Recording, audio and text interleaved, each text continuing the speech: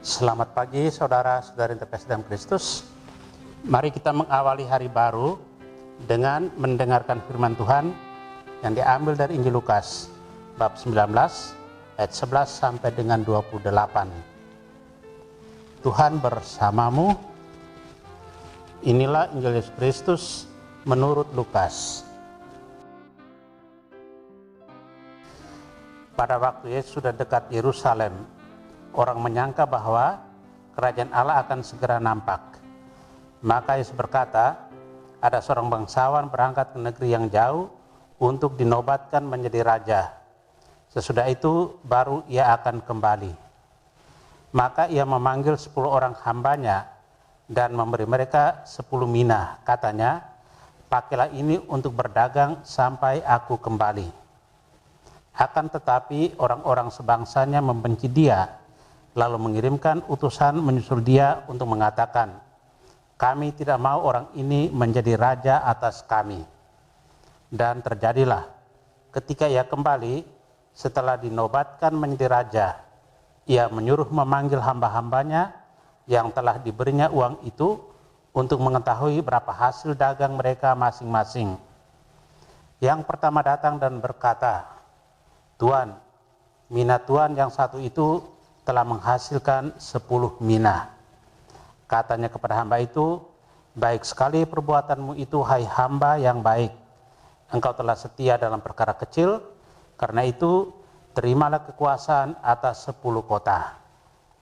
Datanglah yang kedua dan berkata, Tuan, mina Tuan telah menghasilkan 5 mina.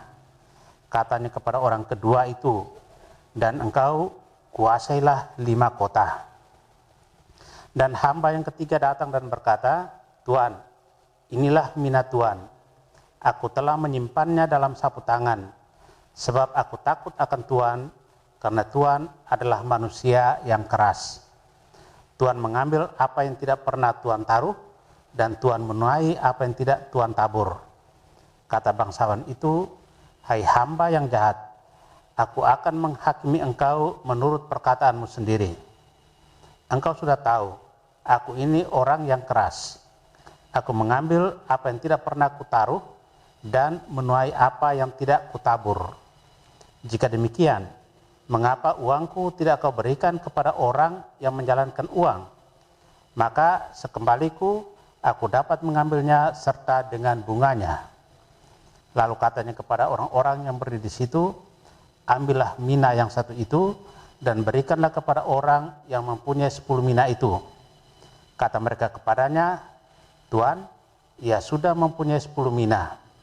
Ia menjawab, aku berkata kepadamu, setiap orang yang mempunyai akan diberi, tetapi siapa yang tidak mempunyai, daripadanya akan diambil juga apa yang ada padanya. Akan tetapi, semua seteruku ini yang tidak suka aku menjadi rajanya, bawalah mereka kemari dan bunuhlah mereka di depan mataku. Setelah mengatakan semuanya itu, Yesus mendahului mereka meneruskan perjalanannya ke Yerusalem. Demikianlah Injil Tuhan.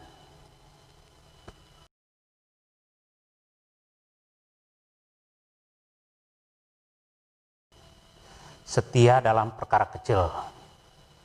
Saudara yang terkasih, perumpamaan Yesus dalam Injil hari ini menunjukkan secara simbolis bahwa Yesus akan datang pada akhir zaman. Yesus melambangkan dirinya sebagai seorang raja yang sedang bepergian. Selama raja pergi, pengikutnya harus tetap aktif dalam mengupayakan hidup dengan pemanfaatan mina. Kenyataan menunjukkan bahwa ada yang aktif, giat, tetapi ada yang malas untuk menggandakan mina itu. Yang malas malah protes, mempersalahkan raja yang berujung pada hukuman bagi mereka. Mereka yang rajin dan berhasil melipat gandakan mina mendapat pujian dari sang raja. Yesus hari ini mengajarkan satu cara supaya kita bisa masuk dalam kerajaan Allah, yaitu berusaha dan berjuang mengembangkan bakat dan talenta yang Tuhan berikan.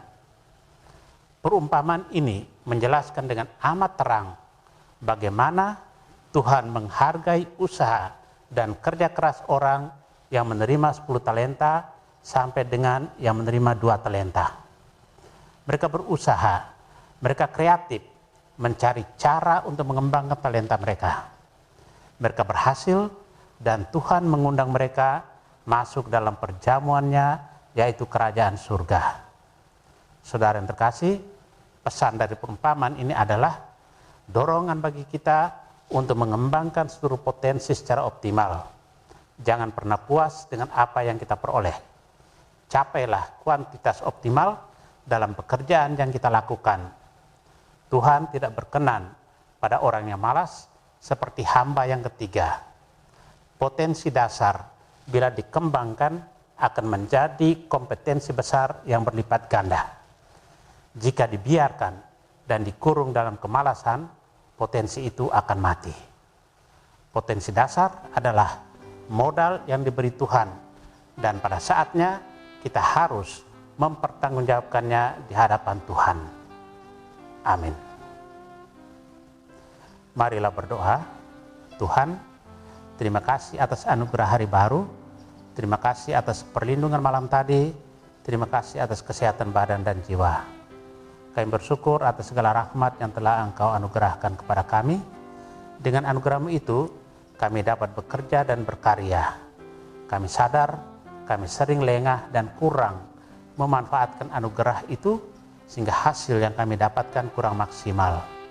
Meski demikian, semuanya kami persembahkan kepadamu sebagai pertanggungjawaban kami kepadamu. Kristus terang dunia, berkatilah keluarga-keluarga kami, jadikanlah kami alat kasih-Mu, dan pantaskanlah kami menjadi hamba-Mu yang setia. Amin. Tuhan bersamamu. Semoga keluarga kita, orang-orang yang kita kasih dan doakan, seluruh aktivitas kita hari ini dilindungi, dibimbing, dan diberkati oleh Allah yang Maha Kuasa, Bapa dan Putra dan Roh Kudus. Amin.